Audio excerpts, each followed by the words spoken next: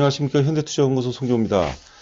기술적 분석의 아버지라고 불렸던 조세 그랜빌은 액면 분할은 세력들이 매도할 수 있는 최적의 타임이라고 했습니다. 액면 분할한다고 무조건 주가가 못 오른 것은 아니지만 이미 주가가 상당히 오른 상태에서 액면 분할하게 되면 오버슈팅이 나오죠. 아무래도 대중 투자가들이 흥분해서 추격 매수하게 되고 그 결과 주가 상토와 거래 상토가 일치하는 경우가 많지 않았나 생각됩니다. 물론 카카오 같은 경우는 장기를 보게 되면 지금 이제 액면 분할했기 때문에 20만 원까지도 충분히 가능하지 않나 생각되는데 단기적으로는 최소한 1개월에서 길게는 한 2개월 정도는 조정이 불가피하지 않나 생각이 됩니다.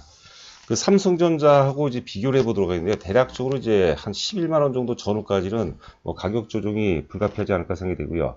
자, 아울러서 하이브와 카카오 파동을 한번 비교를 해보도록 하겠습니다. 자, 모험을 하지 말라고 그러는데 좀 불편하신 분들도 계시겠지만 카카오 매도 우리가 지난주 목요일이죠. 목요일날 이제 거래량이 이제 1,700만 주 터지면서 상당 매도를 했는데 그 댓글들을 보니까 좀 불편하신 분들이 있는 것 같아요. 길게 보면 상당히 좋겠고요. 단기적으로 본다면 앞서 이제 얘기한 대로 11만 원 정도까지 우리가 그 조정을 인내할 수 있다라면은 충분히 그 끌고 가는 것도 좋은 방법 중에 하나가 생각되지 않나 싶고요.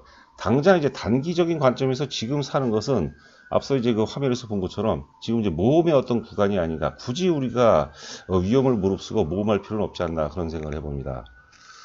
자, 화면 보시면 이제 그 삼성전자가 되겠는데요. 지난 이제 그 10월 달이죠. 작년 10월 저점이 이제 한 56,000원서부터 시작을 해서 62,800원 이제 역사의 고점을 이제 돌파했죠. 11월 달에 돌파를 하고 96,000 장중 최고점이 96,800원까지 올라갔었는데 당시 이제 거래량이 9천만 주가 터졌습니다. 저희가 이제 당초에 7천만 원이 넘게 거래가 터지게 되면은 상당 매도할 거라고 말씀드렸는데 예상보다 이제 2천만 주가 더 터진 것 같아요. 이 고점 대비해서 대략 한 3개월간 조정을 받았어요. 상대적으로 이제 삼성전자는 이제 그 시가총액 절대 1위 종목이기 때문에 좀 무겁기 때문에 조정이 좀 길어질 수밖에 없죠. 카카오를 본다면 앞서 이제 말씀드린 바와 같이 짧게는 한 2개월 정도, 넉넉 잡고 2개월 정도까지 조정이 삼성전자보다는 사실 그 기간 조정은 좀 더 짧지 않을까 생각됩니다. 계산해 보니까 96,800원서부터 대략적으로 한 17% 정도 하락을 한 것 같아요. 카카오 고점까지 이게 비교를 하다 보니까 카카오가 이제 11만 원이 나옵니다. 카카오 최고점이 지난 이제 목요일이죠. 13만 2,500원인데 17%를 적용해 보니까 정확하게 이제 11만 원이 나옵니다. 그런데 이제 카카오는 상대적으로 이제 그 삼성전자보다는 가볍기 때문에 오를 때는 이제 상대적으로 많이 오르지만 오르는 폭이 좀 크죠. 상대적으로 이제 조정받을 때는 11만 원도 살짝 깨질 가능성도 충분히 있지 않나 생각되고 철저하게 이제 단기적인 것을 얘기합니다. 단기적으로 이제 매수 관점으로 우리가 그동안 올랐던 과정에서 취해 있기 때문에 학습화가 됐기 때문에 자꾸 매수 관점으로 접근하는 분들이 좀 많은 것 같아요. 댓글도 보니까 지금 현재 무조건 안 되는 건 아니고요. 우리가 모험에 또 성공하는 경우가 있죠. 근데 말 그대로 모험이라는 것은 상당히 우리가 위험을 무릅써야 되기 때문에 단기적인 매수 관점으로 접근하는 것은 모험에 가깝지 않나 그런 생각을 해봅니다. 자, 그리고 이제 수급적 역학관계를 통해서 본다면 카카오 같은 경우는 월봉이라든가 최소한 주봉을 길게 놓고 보시면요, 카카오와 삼성전자의 어떤 역학관계를 보면은 카카오가 많이 오를 때는요, 삼성전자라든가 현대차 이런 것들이 조정받는 환경 속에서 많이 올라갔습니다. 그 상대적으로 카카오가 조정을 받기 때문에 삼성전자 오른다는 논리는 조금 사실 그 논리가 좀 떨어질 수밖에 없는데 여하튼간에 카카오가 다소 좀 조정받는 환경이라면 삼성전자가 이제 서서히 기지개를 키는 그런 어떤 그 국면이 나올 가능성이 높지 않을까 생각됩니다. 자, 이제 보시는 화면이 되겠습니다. 위에가 이제 그 삼성전자가 되겠고 아래가 이제 카카오가 되겠는데요. 조금 일봉을 제가 이제 일봉을 작년 11월서부터 이제 제가 11월서부터 캡처를 잡아서 올린 겁니다.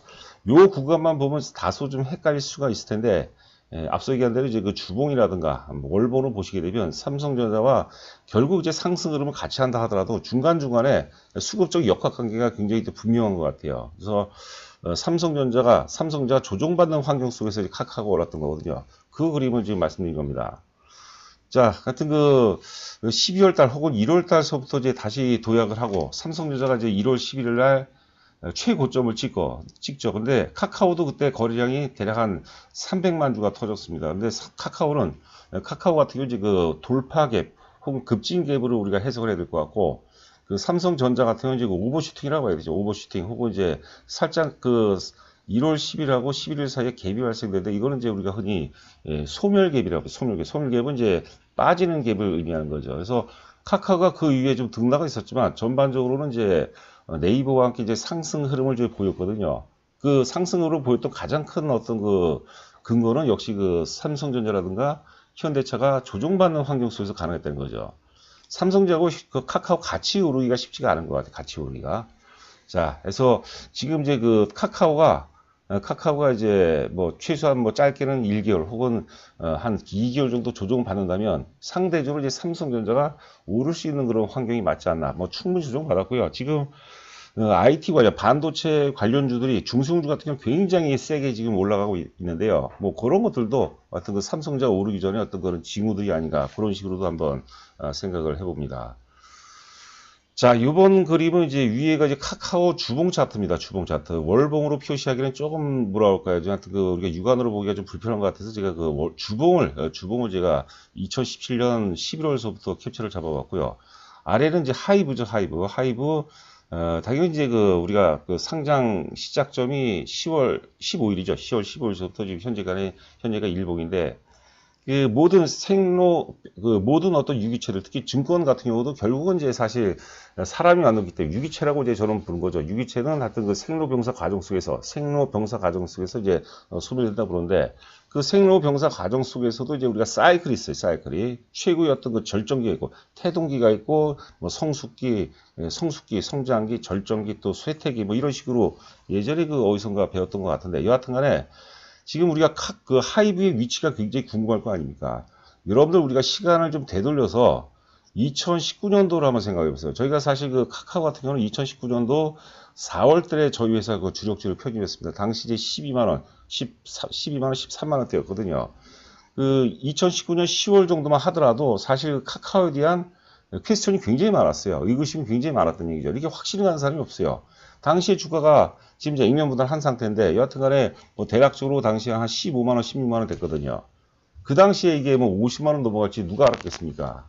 그렇죠. 그런데 그런 것처럼 지금 하이브도 지금 악재와 호재가 계속해서 교차하는 거예요. 그런데 우리가 거대한 흐름으로 본다면 하이브 같은 경우는 여러분들 이제 이제 태동기라고 봐야 되겠죠. 2021년이 태동기를 봐야 되겠고 보통 주가가 이제 오르게 되면 엔터테인먼트 주들 이제 월봉을 잘 보시기 바랍니다. 보통 한번 오르게 되면은 3년 정도 오릅니다. 3년 정도. 제가 그 전에 SM 사례로 이제 많이 말씀드렸거든요. 그러면 그 하이브 같은 경우는 물론 이제 그 전제가 있어야겠죠.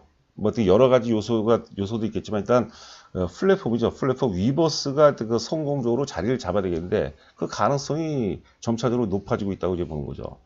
그 지금 하이브 같은 경우는 존재하지 않았던 새로운 영역에 도전한 거죠. 그러니까 어찌 바꿔서 생각하게 되면 거기에 따른 리스크는 있겠지만 바꿔서 해석하게 되면 글로벌 기준으로 새로운 기준점을 만들어가는 거예요. 아무도 세상 누구도 뭐 미국이든 혹은 이제 문화의 그 주류였던 미국이든 유럽이든 혹은 일본이든 아무도 경험해보지 못했던 새로운 어떤 기준들을 대한민국의 하이브가 만들어간다고 저는 보거든요. 그럴 때가 이제 가장 강렬하죠.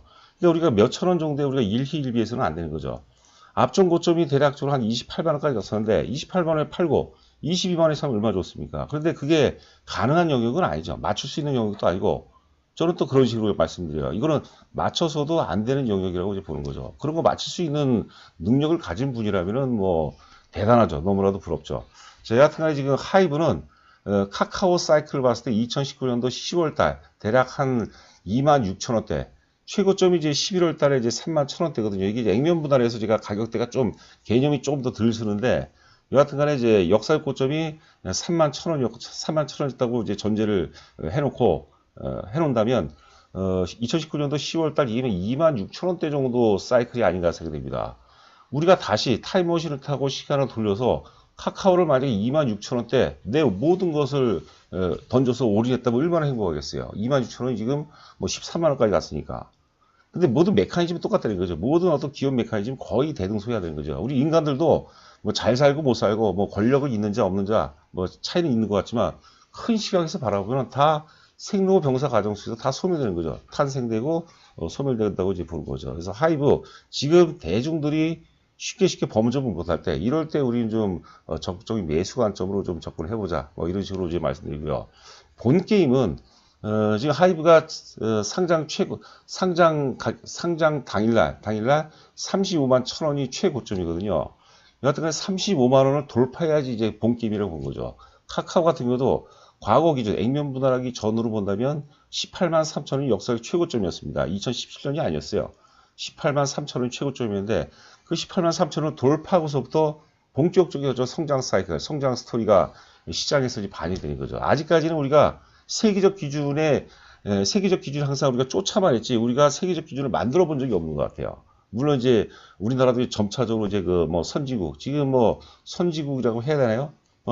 어느 부분들은 이제 선진화가 돼 있고 어느 부분은 아직까지 많이 떨어지는 부분이 있죠. 뭐 정치라든가 이런 것은 좀 아직까지도 뭐 좀 후진적이라도 생각이 되고 있는데, 자, 여하튼 간에 이제 그런 논리를 우리가 좀 접근해 볼 필요가 있다. 자, 하이브는 만들어진 조직이 아니라 만들어가는 그런 조직이고, 그 어떤 그 엔터테인먼트 세계사에 존재하지 않았던 새로운 어떤 기준점을 만들어간다. 뭐 이런 식으로 우리가 좀 뭐라 할까요?